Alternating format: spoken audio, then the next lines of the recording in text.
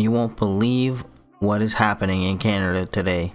Chrystia Freeland and Justin Trudeau show up to a press conference in work boots like it's a Halloween party for elites.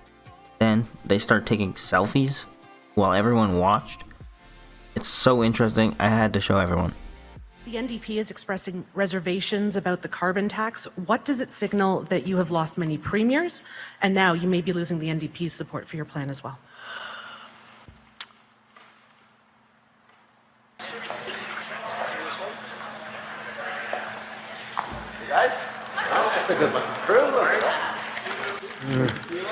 The MP at the microphone kind of seemed worried that Trudeau was talking to those actors.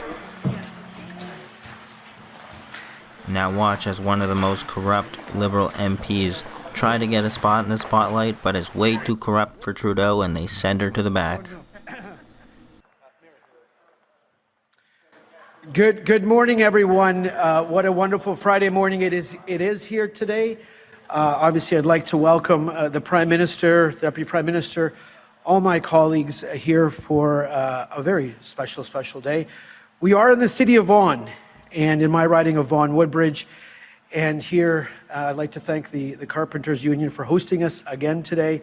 It's wonderful. The partnership and collaboration that we've developed over the years with organized labor is second to none, whether it's a labor mobility deduction, whether it's funding for UTIP. We are there with the hardworking men and women that build our communities and our infrastructure across Canada. Prime Minister, welcome to Ontario's construction capital. Vaughan, the city of Vaughan, over 1,630 companies that employ 50,000 people in construction, over 300 companies in the building materials.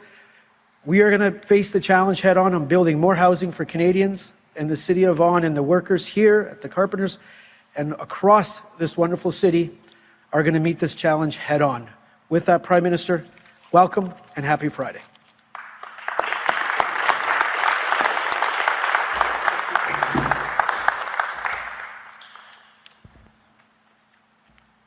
Bonjour à tous. Thank you, Francesco, for that introduction. You're always such a great advocate for your community here in Vaughan.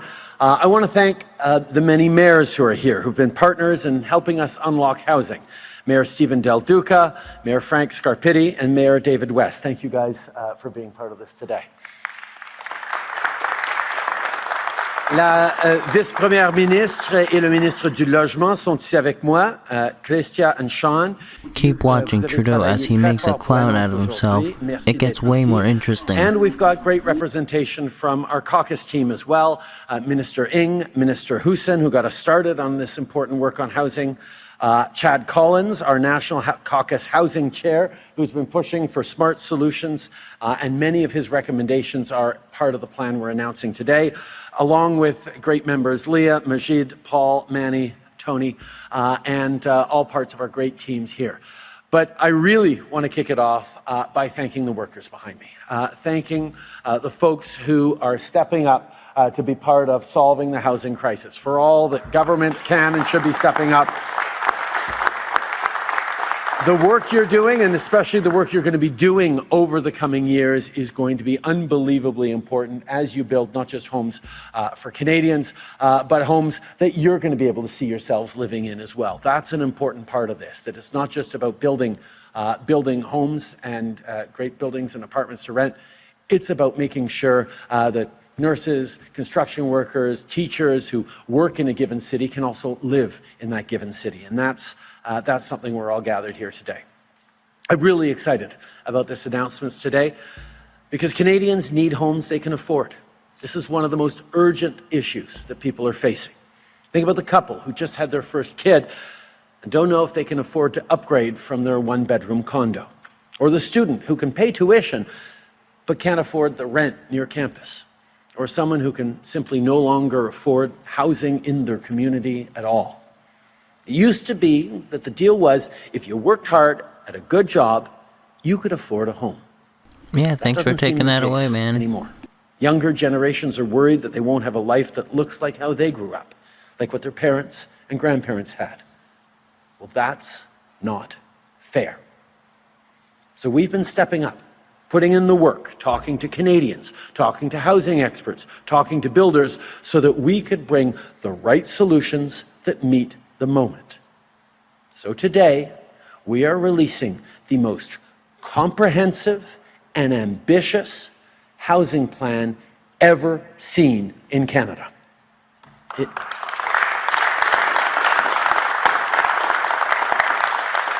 It builds on the sizable investments we've made over the years, and it goes a lot further. It's a plan to build housing, including for renters, on a scale not seen in generations. We're talking about almost 3.9 million homes by 2031.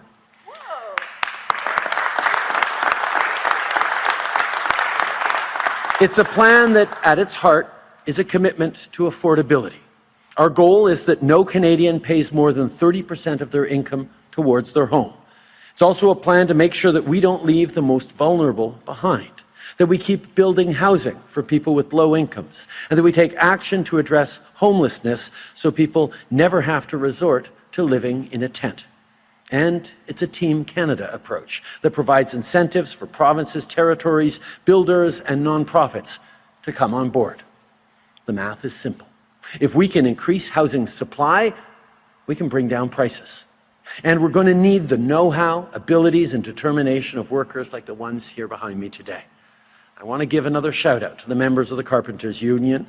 Jason, thank you for your leadership specifically.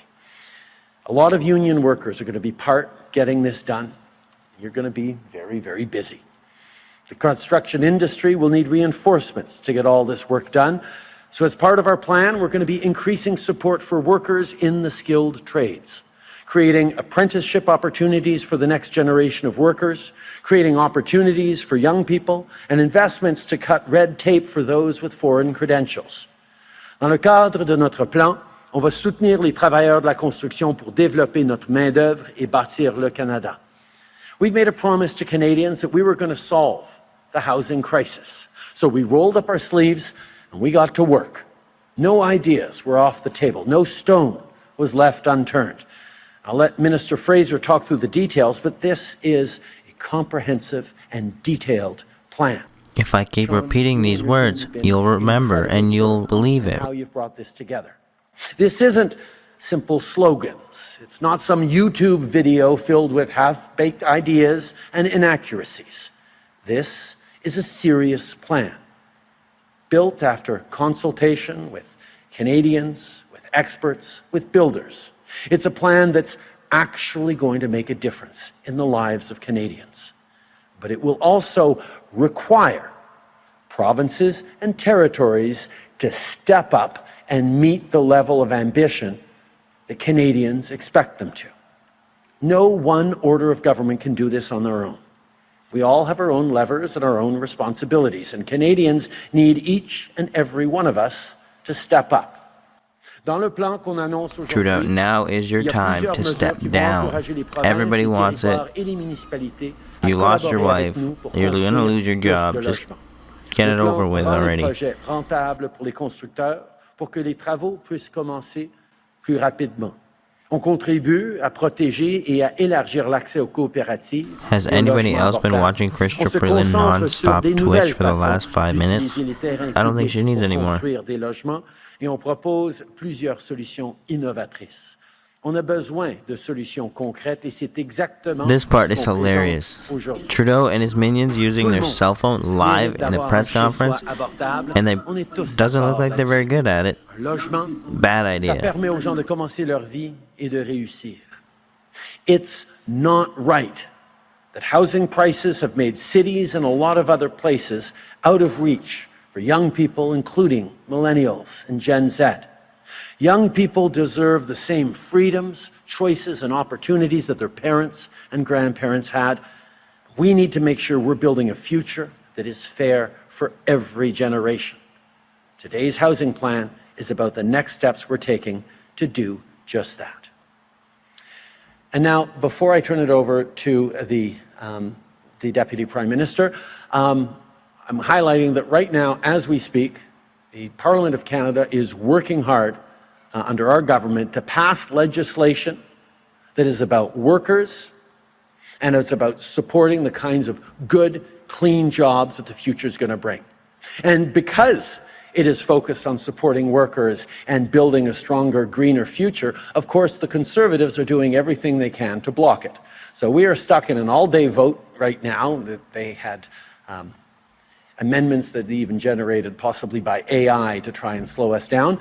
But we're going to continue to vote and stand up for workers and stand up for the brighter future people have. So you're going to see us voting throughout the morning on our electronic voting apps.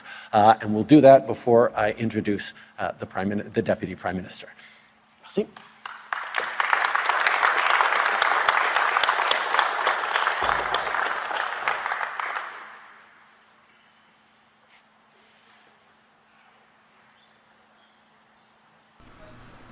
Have they ever used a cell phone before? Or is it just that the biometric security makes them look dumb when they use it? Either way, I'm here for it.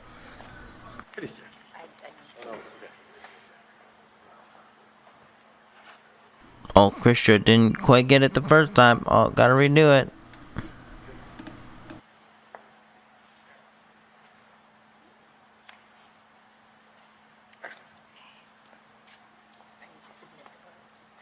Trudeau quickly closes his biter as he doesn't want Christian to read all his love notes to Sean Fraser. Okay, well, thank you very much, Prime Minister. Thanks everyone for being here. Francesco, buongiorno. Mi fa piacere d'essere qua, Avon. It is wonderful to be here today in Vaughan with the Prime Minister, with Sean, with so many of our caucus and cabinet colleagues. Why did you shove the Minister for Vaughan in the background? It's especially a privilege for me, I think for all of us, to be here with the students, the soon-to-be apprentices at the College of Carpenters and Allied Trades. And I have to say, those conversations we had just a minute ago were really inspiring, really, really moving for me. I talked to one young soon-to-be apprentice called Jordan, and he said he's really excited that one day he is going to be building the schools and the hospitals that his neighbors, his family use, and how proud that makes him. Isn't that a great sentiment? And it is so true. Another student said to me, I asked, how do you guys feel? And I use guys in an inclusive sense. How do you feel about getting a job when you're finished here? And they'll be done in 5 weeks, and then they will be a first-year apprentice. And one student said, I feel really good about it.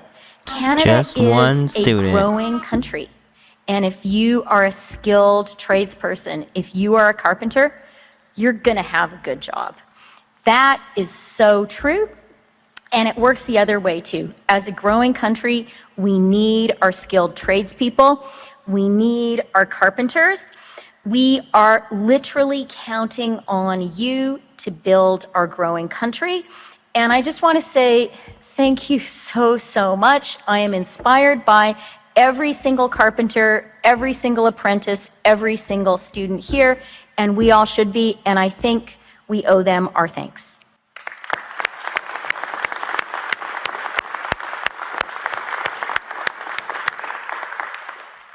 Why do we need them so much? Because we are living in a pivotal moment for millennials and Gen Z.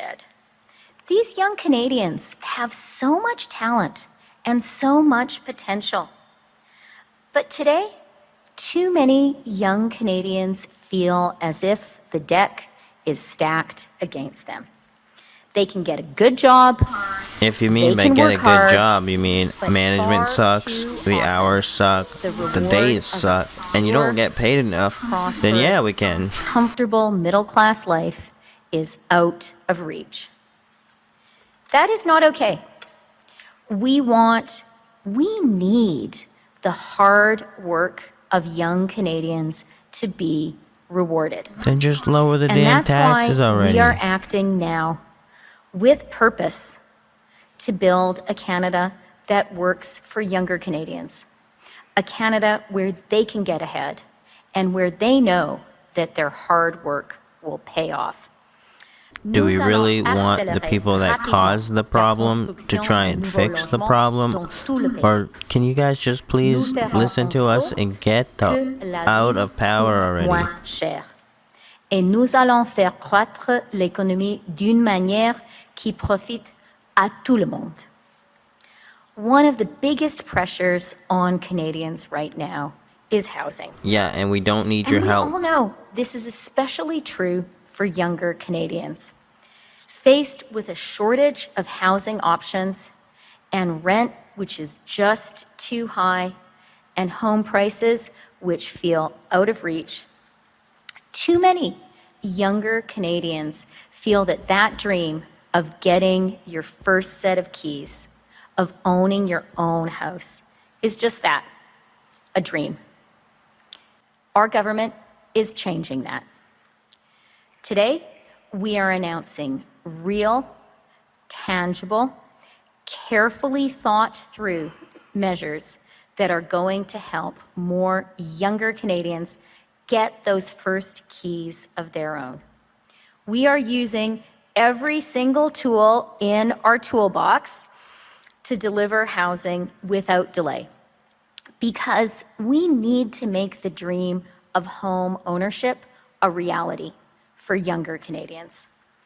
And in the budget I'll be tabling on Tuesday, we will reveal more of our plan to ensure fairness for every generation.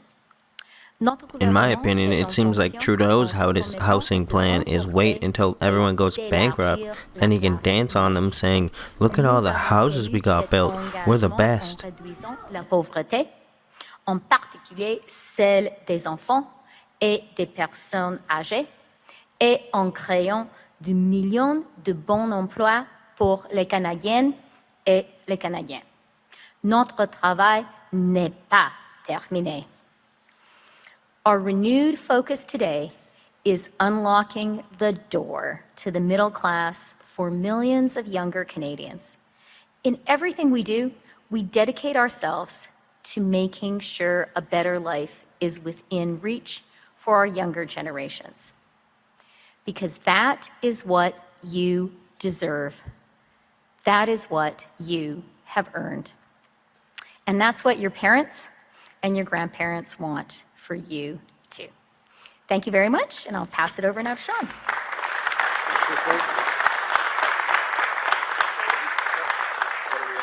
Chrystia Freeland passes it over to Sean Fraser, the cocaine bear of Canada. The bimbos have to vote again, so here they are looking like they're taking selfies.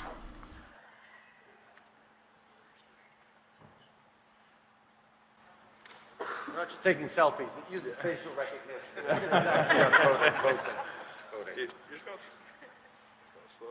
Shoot.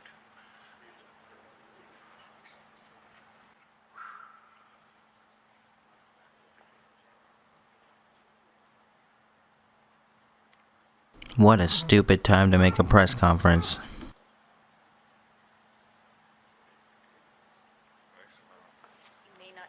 Oh, yeah. Perhaps not. Look, thanks very much, everyone. Democracy in action. Look, I want to start just by saying thank you to everyone for being here, in particular to the workers and apprentices who were studying to get the skills that are going to help build our way out of the housing crisis. To my colleagues, in particular, Minister Hussein, who preceded us and set us up for a lot of the success we're going to enjoy, and absolutely deserves a round of applause. Chad, some of our municipal leaders, Leah, Paul, oh geez, everybody's here. My God, Majid, Manny, Tony, everybody's, this is terrific. And I really want to say thank you, because we can't get very far on our own. No wonder he lost so many immigrants. He doesn't even see the people that are in the room with him. And this is our plan that's going to help us do it. I know we're going to solve the housing crisis because I know what Canadians are capable of. Before I walk you through some of the measures, I just want to tell you about some of the people and organizations who are actually inspiring what we're doing today. This plan is inspired by people like John Wesley Chisholm, who's building a housing development in a small community called Musquodoboit Harbour. working with volunteers like Brian and John and Karen, builders like Mike, who are actually going to meet the housing needs of an entire community. It's inspired by companies like Dora Construction, who's building a home building factory, creating good jobs, good middle-class jobs for Canadians. At the same time, they're introducing a community to apartment buildings that are manufactured locally in one of those factories. In fact, someone from the company called me 10 minutes before our announcement today to talk about another opportunity to add 10,000 homes to the national supply by incentivizing more factory-built homes. It's inspired by projects like Cody's Place, a project that's providing housing to low-income families and is actually supporting local home builders when they place their orders to build out more units. It's inspired by ideas that are allowing us to build small homes at prices that people can afford across income levels, generated by companies like Sprout and Jones Company, to make sure that people can actually participate in being part of the solution by building homes next to properties that they already own for people that they love. These are extraordinary opportunities that we've learned about. And you know what all these have in common? All of these come from my own neck of the woods in Nova Scotia. But what's extraordinarily inspiring is that there's solutions like this, people like this, ideas like this in every part of the country. Workers with the Carpenters Union. People are starting to become apprentices right here that are going to help us build our way out of the housing crisis. Now, the plan that we're producing today includes three main components. The first is to build more homes. We're going to do that by reducing the cost of home building, by putting tax incentives on the table for builders, low-cost financing so we can scale up building, not just for large institutional builders, but for individual homeowners who want to put an additional unit in their backyard where they can accommodate that. We're also going to be launching new measures that help unlock federal lands in a way that we have never pursued before, at a faster speed and in larger numbers, including with a new strategy that will allow us to maintain ownership of the land and enter into long-term leases so we can reduce the cost not just of construction, but the cost of living for the people who will live in the homes built on those lands. That sounds like you'll own nothing and be happy. The government leases you property, and if you don't do what the government says, they can then kick you off of their property. Trudeau wants you to say goodbye to home ownership. Permitting time so we can build faster and more easily. We're also going to be putting more infrastructure money on the table to help ensure that communities are prepared for the homes that we need to build. In addition, we're going to make sure that we change the way that homes are built by making major investments to train and scale up the Canadian home building workforce, to more quickly and more easily recognize the credentials of those who were trained in another country. With the same standards, with the same regulations? I doubt it. Increase home building at a scale we've never seen before. We've got new measures to make it easier to rent or buy, including a renter's bill of rights, including a renter's protection fund, including using your rental history to establish a credit. New supports to help people save up for a down payment and to reduce the monthly cost of a mortgage. And we can't forget that we have a responsibility to help some of the most vulnerable in this country. We're putting additional investments on the table to build out affordable housing because the cause of homelessness is not a person's family history. It's not just mental health or addictions. It's a lack of adequate, affordable housing. We're also putting more money on the table to help nonprofits acquire properties that are available to low-income families today to keep them affordable forever, and putting additional supports directly for communities who are working to end encampments by transitioning people to durable housing solutions. Folks, we're going to lead, but we can't do it on our own. We need provinces and territories to match our ambition. We need municipal leaders to adopt faster permitting process and more permissible zoning processes so we can actually build more homes in communities that already have the infrastructure to support them. To cities, it's time to legalize more kinds of housing. We need to work together across levels of government to incentivize home builders and support the organizations that are helping. These guys want to get low-quality houses built as fast as they can just to make it look good on the paper, on statistics, just for some votes. These guys are straight-up crooks. Or do we want to solve it? I want to tell you exactly where the federal government stands. It's time to build, and we're going to bring Canadians along with us. Thank you so much. Thank you, Minister. We'll now begin the media availability. One question, one follow-up. First question goes to Sarah Sears from CBC. Good morning, Prime Minister. Good morning. The CSIS director testified this morning that even though he may not have read the briefing notes word for word, he did warn your government about Chinese interference, including that the PRC clandestinely supported a candidate. Why didn't you act? Is it because you don't have trust in David Vigneault? I have tremendous trust in our intelligence agencies, as I testified to. They do really important work to keep Canadians safe. And the conversations that we've had with them since 2015 about the reality of foreign interference is exactly why we stepped up with so many brand new mechanisms so that our country can stand stronger and clearer against foreign interference. That's why we created the National Security and Intelligence Committee of Parliamentarians over the objections of the Conservatives. It's why we created NCIRA. It's why we moved forward with the SITE task force of security agencies to lean in to what's happening in terms of foreign interference and security every day during our elections. It's why we have a panel of 5 top civil servants to weigh in on that. No government in the history of the country has ever taken foreign interference as seriously as we have over the past number of years in terms of... Is that how Trudeau covered his tracks so well? Being an agent of Beijing, being paid by China? There's always more to do, and that's why we're continuing to work to move forward on new initiatives like our National Security Council, for example, that we've created. There are many things to do, and we're going to continue to work on them and keep Canadians and our democracy safe. These people always claim that they're saving democracy, yet we don't want them in power anymore. He won't get out of power. He won't step down to let somebody else lead the Liberal Party.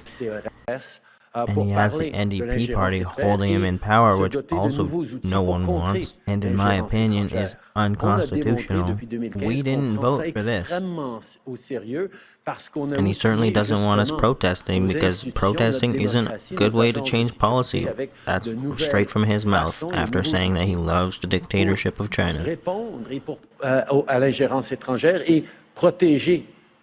Nos institutions et nos citoyens contre l'ingérence étrangère. On va continuer de faire le travail parce qu'il y en a plus à faire. It even gets more interesting. He threatens the premiers of every province.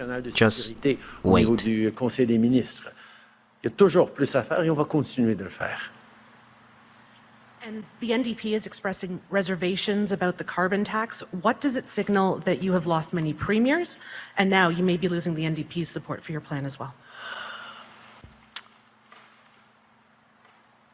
I feel for the NDP and for Jagmeet. This is a hard moment. There are political headwinds. There's a lot of political pressure. I'm certainly feeling it. Everyone should be feeling it. By folks out there who are worried about affordability, who are worried about climate change, and are worried that their prime minister is turning their country to communism. I don't know. My perspective is this is a time to actually do more to fight climate change, not less. To do more to put money in people's pockets. Whose pockets? It's not a handful of conservative politicians and premiers that are going to turn me away from continuing the fight against climate change, the fight for a better future, and the fight to put more money in people's pockets. He's not talking about Canadians' pockets. So I don't entirely understand the position of the NDP in pulling back both from affordability measures and from the fight against climate change. But I can assure everyone that this government, my government, will continue to step up on the fight against climate change. We'll continue to put more money in families' pockets. As of this coming Monday, the 15th, families right across the country in federal carbon backstop jurisdictions will be receiving the CCR in their bank accounts, the Canada Carbon Rebate, that will give them more money up front than they will be, on average, paying out with the price on pollution. That's extra money for affordability, for groceries, for costs that families are facing. The Conservatives are telling everyone they will take away those carbon rebate checks and step back in the fight against climate change. It's unfortunate that their arguments seem to be resonating with the NDP. But this government will continue to be steadfast in putting more money in 8 out of 10 Canadians' pockets with the Canada Carbon Rebate, particularly middle-income and low-income families, and continuing to fight against climate change. And on the issue of industrial pricing that the NDP is suggesting, that's a great idea. That's why we have it in place. That's why we're doing that. That's why we're making sure that heavy emitters pay for their pollution as well. But it's also why, recognizing that big companies often pass on costs to citizens, that we will be putting more money in citizens' pockets as we continue to step up in the fight against climate change. Thank you, Prime Minister. We'll take a quick pause for a vote. Trudeau's handler needed to remind him to vote.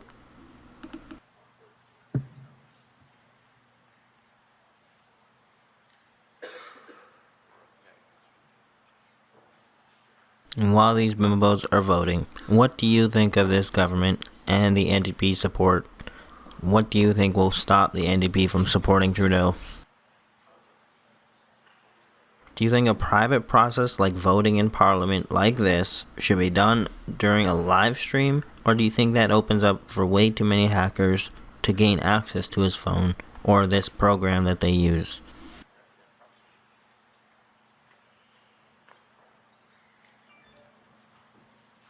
And with every vote, we're pushing back against the Conservatives, standing against workers and against a greener future for everyone. Next question. The carbon tax question in French, please, if you don't mind, Prime Minister. And one thing he doesn't want to tell you, though, is that with the NDP support, when they support something he wants, he can get anything. But when the NDP doesn't support what he wants, he can't have everything. That's because he actually was elected into a minority government and made a coalition with the NDP to have a majority government. But it doesn't always work that way, does it, Trudeau? You can't always get what you want. C'est ça la voie que nous avons prise comme gouvernement et on va continuer de le faire malgré le rouspétage des conservateurs et des premiers ministres à travers le pays. Once Pierre finds what Jagmeet really wants and why he's holding Trudeau in power, he'll be able to exploit that in order to break the love affair up. Jagmeet and Trudeau will finally fall to the floor, and Canadians will finally get their democracy back. And we're all waiting for this day. Pour en faire plus contre les changements climatiques, plus pour les prochaines générations, en mettant plus d'argent dans les poches des Canadiens et Canadiennes. Tout de suite. Colin DeMello from Global News. On the carbon pricing, it's not just politicians, it's people as well. A new poll by Liaison Strategies found a majority of Ontario residents rank the cost of living higher than environmental protections, and a plurality are in favor of abolishing the price on carbon, even if it means eliminating their personal carbon price rebate. So can you tell Ontarians why your government's price on carbon is more important than their ability to make ends meet?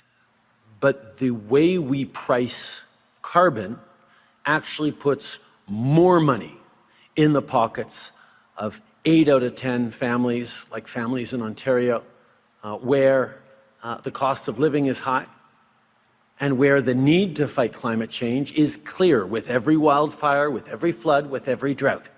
This is Trudeau's way of calling you stupid. He doesn't believe you that you're having a cost of living crisis. He doesn't care. You just gotta fight climate change regardless. He doesn't care if you live in a box. He doesn't care if you have no car and have to walk 8 hours to work. You gotta do what he says. And that means, as of this Monday, on April 15th, the CCR, the Canada Carbon Rebate, is going to appear in people's bank accounts. They're going to get checks for it. That gives them more money than the average family will pay in carbon price over the next 3 months. That's how it works. It's a measure on affordability, and it's a measure to fight climate change at the same time. And we're going to continue to deliver that money to Canadians, and we're going to continue to stand strong in making sure that pollution isn't free anywhere across the country. And if Mr. Poilievre wants to take away those affordability checks for Canadians and wants to do less on the fight against climate change, because that's what he's proposing, he's going to have to explain that to all Canadians. Because right now, he has no plan for affordability, no plan for climate change, and as we've seen again today, no plan for housing, which is why we're coming forward with a real announcement today. On housing infrastructure, Prime Minister, the $6 billion fund you announced last week, Ontario, as you know, has rejected 4 units as of right, which was one of your conditions. The province believes that the fund is subject to some negotiation. So can we get your view? Are the conditions for that fund non-negotiable, or is there room for some conversation? Oh, that money is going to flow. The only question that Ontario has to ask is whether it wants the money to flow through the province to municipalities or whether it flows directly to municipalities. We know that there are lots of communities, lots of people, lots of regions in this country that are very ambitious about doing everything necessary to get more homes built and to get families into those homes. And we're going to work with them. So the $6 billion on wastewater and housing enabling infrastructure is going to be there to make sure we can grow our housing stock in this country. Ideally, we do it with ambitious partners in the provinces. If the provinces don't want to do it, that just means there's more money to go directly to the municipalities. One way or another, we're going to be there to get housing built for Canadians. It just works a lot better, and to be honest, we can do even more as a country if the provinces decide to roll up their sleeves and get on board fully. We haven't even got to the best part yet. He hasn't even threatened the provinces yet. Just wait. This guy is a do what he says or else kind of prime minister, and nobody wants him around anymore. Not internationally, not nationally, not provincially, nowhere. This guy is not wanted anywhere on earth. I don't know what he's going to do after he's done in power. But one thing is for sure, him and Jagmeet are probably going to have a very fantastic honeymoon when they're both out of their job. Or they'll be trying to find a new job in another country together, trying to destroy their democracy. Maybe he even gets a job in China where he loves it so much anyways. It'll work out perfectly for him. He already knows how to be a dictator. They'll hire him immediately. Though I kind of still feel bad for those who tried and do care left in the party. But they are complicit. They let it happen.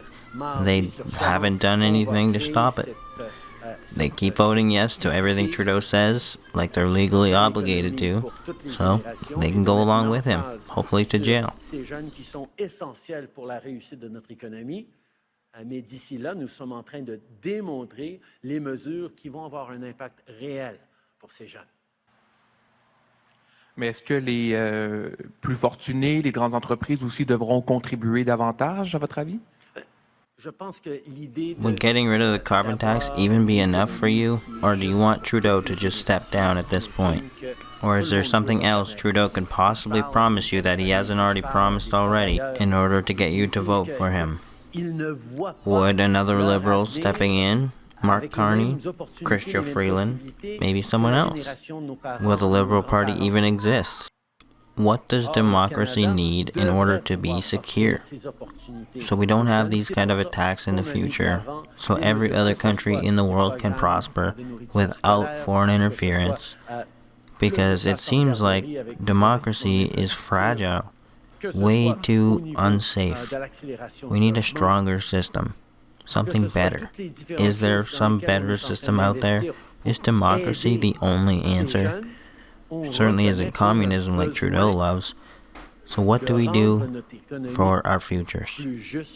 Keep watching. This, in my opinion, is the best part. Next question.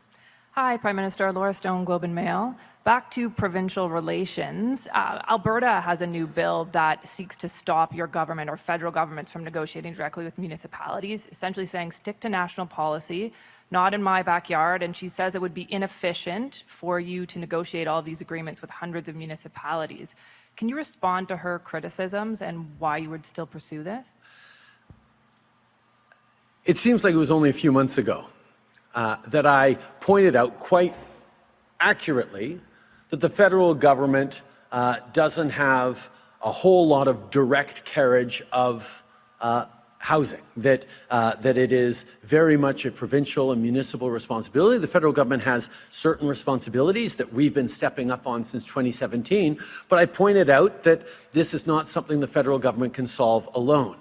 And over the following weeks and months, we heard from a cavalcade of premiers saying, see, the federal government needs to step up more, needs to do more. It's get out of the business of housing. The federal government needs to step up and fix this housing crisis that we've seen across the country.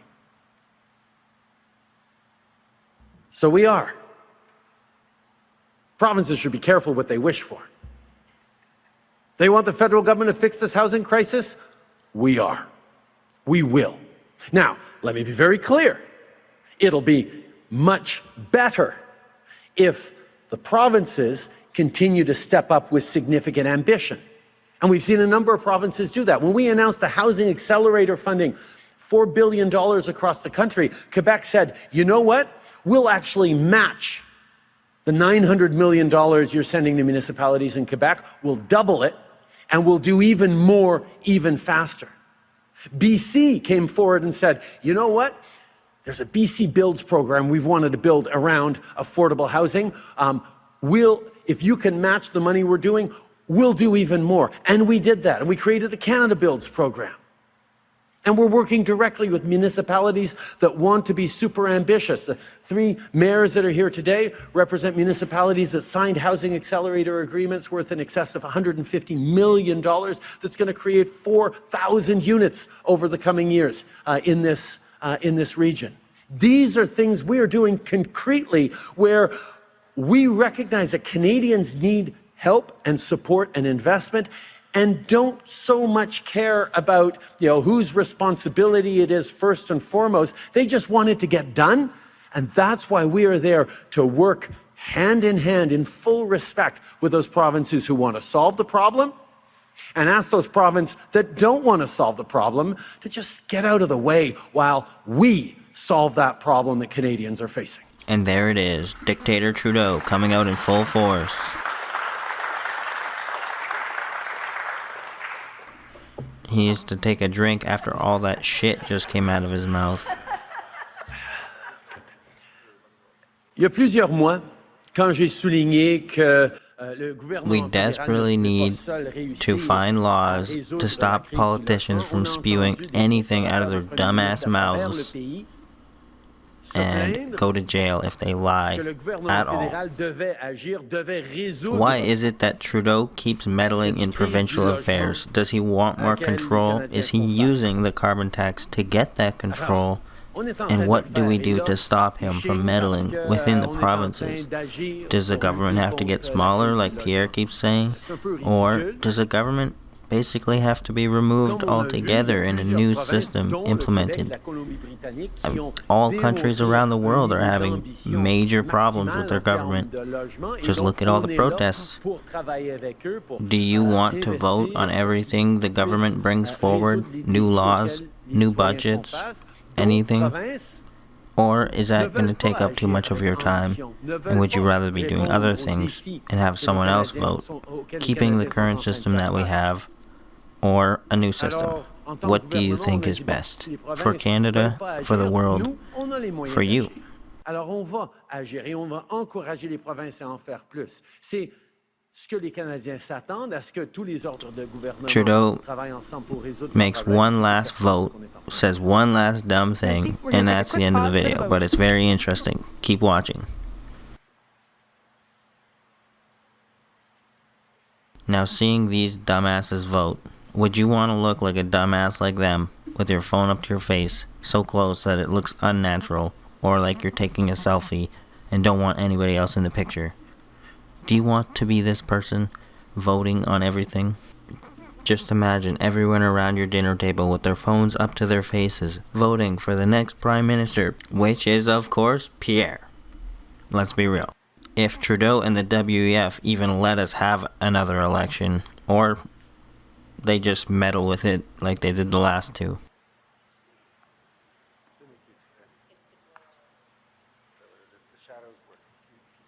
As this next reporter asks her a question, watch this man's dumbass face.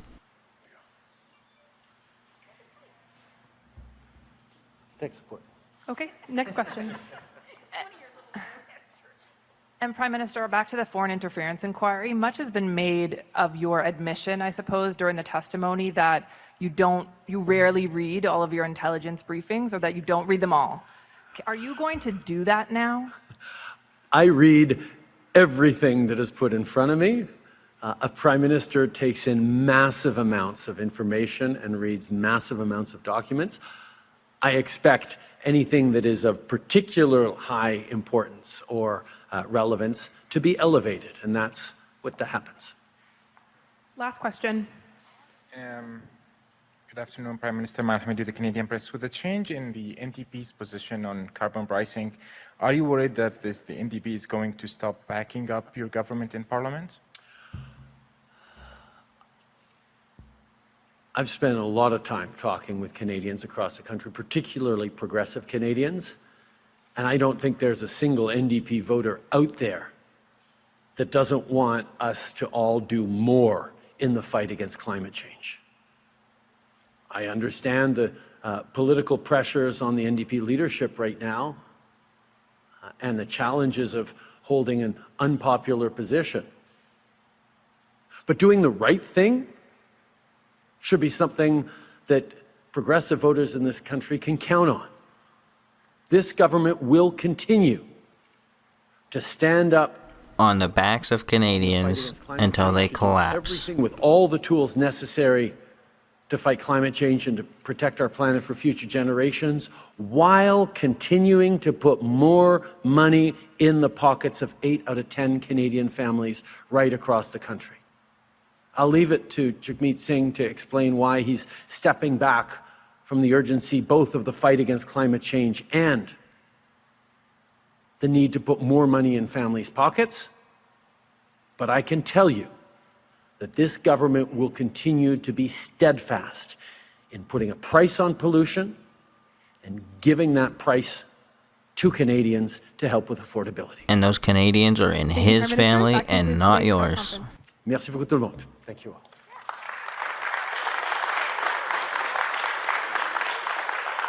Comment, like, and subscribe. You've been served. Join if you can.